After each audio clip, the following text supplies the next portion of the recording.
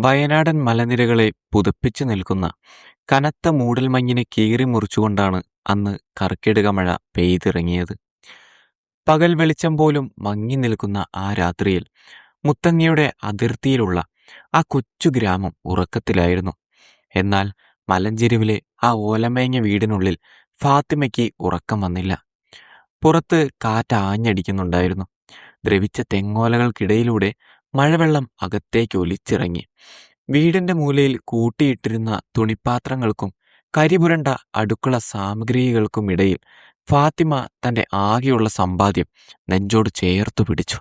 അവളുടെ പാഠപുസ്തകങ്ങൾ. പെട്ടെന്നാണ് മുകളിൽ നിന്ന് ഒരു വലിയ തുള്ളി വെള്ളം അവളുടെ സയൻസ് പുസ്തകത്തിന് മുകളിൽ പതിച്ചത്.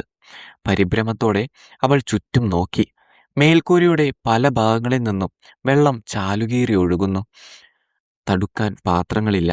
മാറ്റിവെക്കാൻ ഉണങ്ങിയ ഒരിടവുമില്ല. തന്റെ സ്വപ്നങ്ങളെല്ലാം ആ മഴവെള്ളത്തിൽ കുതിർന്നു പോകുന്നത് അവൾ നിസ്സഹായതയോടെ നോക്കി നിന്നു. മഷി പടർന്ന് അക്ഷരങ്ങൾ മായുന്നത് കണ്ടപ്പോൾ തന്റെ ഭാവി തന്നെ ഇല്ലാതാകുന്നത് പോലെ ആ 10ാം ക്ലാസ്സുകാരിക്ക് തോന്നി. ആരും കേൾക്കാതെ അവൾ വിങ്ങിപ്പൊട്ടി. പിറ്റേന്ന് സ്കൂളിലെത്തുമ്പോൾ ഫാത്തിമയുടെ കണ്ണുകൾ വീർത്തു തങ്ങിയിരുന്നു. നനഞ്ഞു കുതിർന്ന നോട്ട് പുസ്തകങ്ങൾ ഉണക്കാൻ അവൾ പരമാവധി ശ്രമിച്ചെങ്കിലും അക്ഷരങ്ങൾ തിരിച്ചറിയാൻ വയ്യാത്ത വിധം അവ വികൃതമായിരുന്നു. സയൻസ് പീരീഡിൽ റസിയ ടീച്ചർ ക്ലാസ്സിലെത്തി. കർക്കശക്കാരിയായ ടീച്ചറോട് സത്യം പറയാൻ ഫാത്തിമയ്ക്ക് പേടിയായിരുന്നു. തന്റെ വീടിന്റെ ദയനീയാവസ്ഥ ക്ലാസ്സിലുള്ളവർ അറിഞ്ഞാൽ തന്നെ കളിയാക്കുമോ എന്ന ഭയം അവളെ തളർത്തി. ഫാത്തിമ, നിന്റെ ഹോംവർക്ക് എവിടെ? ടീച്ചറുടെ ചോദ്യം ഇടിവെട്ടുപോലെയായിരുന്നു. അവൾ തല താഴ്ത്തി നിന്നു. മറുപടിയില്ല. ഞാൻ ചോദിച്ചത് കേട്ടില്ലേ? പാഠപുസ്തകം എടുക്ക്. വിറയ്ക്കുന്ന കൈകളോടെ അവൾ ആ നനഞ്ഞ പുസ്തകം ടീച്ചർക്ക് നൽകി. പുസ്തകത്തിന്റെ അവസ്ഥ കണ്ട ടീച്ചറുടെ മുഖം ചുവന്നു. ഇതാണോ നിന്റെ ഹോംവർക്ക്? പഠിക്കാൻ താല്പര്യമില്ലെങ്കിൽ എന്തിനാണ് ഇങ്ങോട്ട് വരുന്നത്? മഷി പടർത്തി വെച്ചിരിക്കുന്നു. പോയി ക്ലാസ്സിന് പുറത്തു നിൽക്ക്. ക്ലാസ്സിലെ സഹപാഠികളുടെ നോട്ടങ്ങൾ ഫാത്തിമയെ കുത്തി നോവിച്ചു. അപമാനഭാരത്താൽ തല ഉയർത്താൻ കഴിയാതെ അവൾ വരാന്തയിലേക്ക് ഇറങ്ങി നിന്നു. പക്ഷേ ക്ലാസ്സിലെ പിൻബെഞ്ചിലിരുന്ന സഫയുടെ മനസ്സിൽ മാത്രം മറ്റൊരു ചോദ്യമായിരുന്നു. എന്തുകൊണ്ടാണ് ഫാത്തിമ കരഞ്ഞുകൊണ്ട് പുസ്തകം നൽകിയത്? വൈകുന്നേരം സ്കൂൾ വിട്ടപ്പോൾ ഫാത്തിമ ആരെയും നോക്കാതെ വേഗത്തിൽ നടന്നു. പിന്നാലെ സഫയും. ഗ്രാമത്തിന്റെ അറ്റത്തുള്ള ആ ചെറിയ കുടിലിലെത്തിയപ്പോൾ സഫ കണ്ട കാഴ്ച അവളെ തകർത്തു കളഞ്ഞു. വീടിനുള്ളിൽ എല്ലായിടത്തും ചെളി പുരണ്ടിരിക്കുന്നു. ഉണങ്ങിയ ഒരു തുണി പോലും അവിടെയില്ല. ഫാത്തിമയുടെ ഉമ്മ ഒരു മൂലയിലിരുന്ന് നനഞ്ഞ വിറകുകൾ കത്തിക്കാൻ പാടുപെടുന്നു.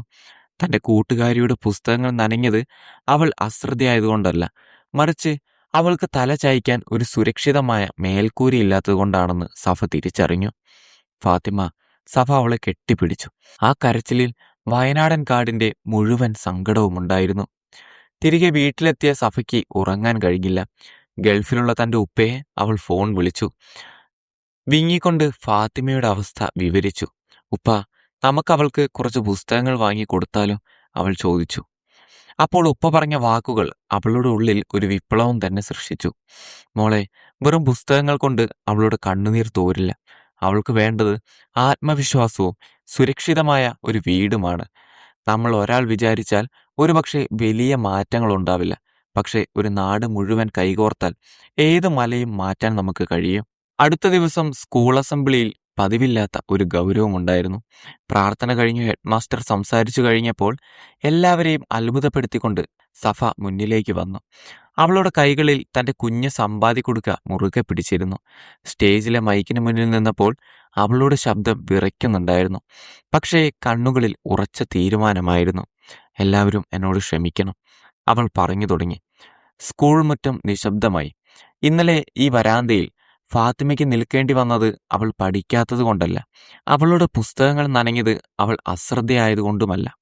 രാത്രി മുഴുവൻ പെയ്ത മഴ അവളുടെ വീടിനുള്ളിലായിരുന്നു. അവൾക്ക് ഉറങ്ങാൻ ഒരിടമില്ലായിരുന്നു.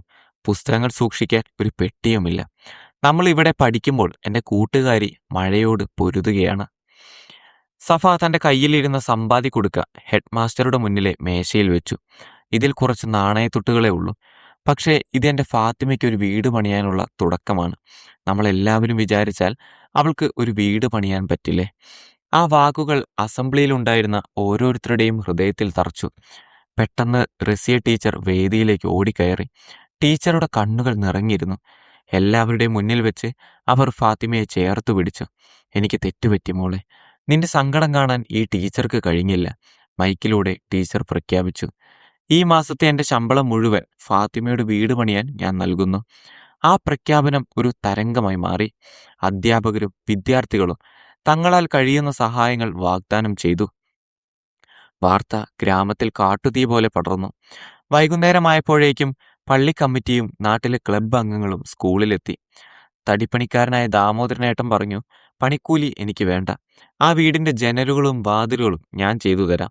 സിമന്റ് വ്യാപാരിയായ ഹാജി ഉസ്മാൻ സിമന്റ് നൽകാൻ തയ്യാറായി.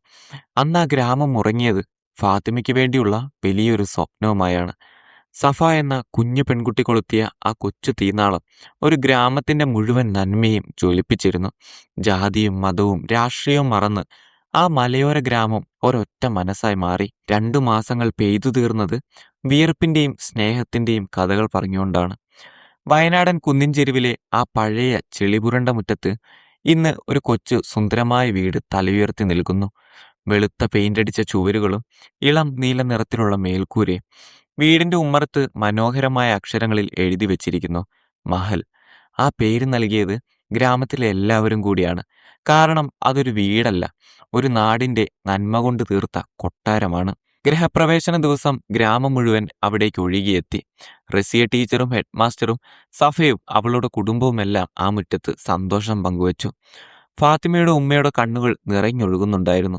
പക്ഷേ അത് പഴയ സങ്കടമുണ്ടായിരുന്നില്ല. ഫാത്തിമ തന്റെ പുതിയ മുറിയിലേക്ക് നടന്നു. അവിടെ ജനലിനരികിൽ ഒരു ചെറിയ പഠനമേശയുണ്ട്.